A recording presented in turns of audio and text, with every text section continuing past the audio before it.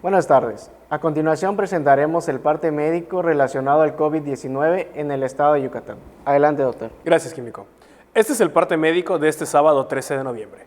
Sigue avanzando en Mérida, Tizimín y Canacín la aplicación de segundas dosis de la vacuna contra el coronavirus a jóvenes de 18 a 29 años.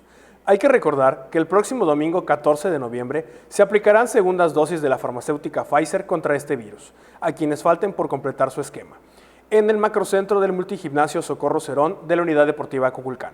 Como se ha señalado, en la reapertura económica, los datos más importantes son la ocupación hospitalaria y los ingresos diarios.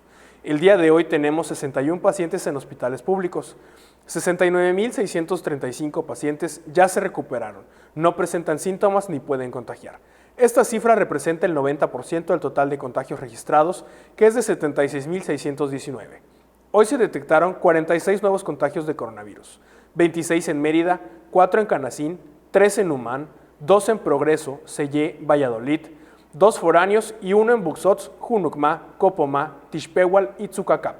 De los 76.619 casos positivos, 604 son de otro país u otro estado. Específicamente en Mérida, se han diagnosticado 46.709 personas contagiadas de coronavirus que viven en la zona norte 12.092, en la zona oriente 11.542, en la zona centro 4.515, en la zona sur 7.196 y en la zona poniente 11.364. Lamentablemente, en este parte médico informamos de 3 fallecimientos, un hombre y 2 mujeres de un rango de edad de 59 a 65 años. Sus principales enfermedades fueron hipertensión e inmunosupresión. Los 3 residían en Mérida.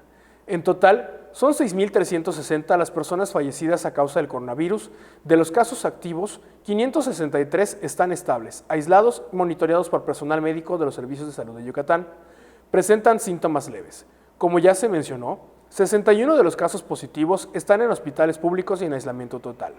Hay otros pacientes a la espera de diagnóstico. El rango de edad de los casos es de 1 mes a 107 años.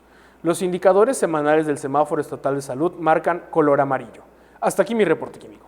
Gracias, doctor. Estaremos actualizando esta información todos los días por este mismo medio. Muchas gracias.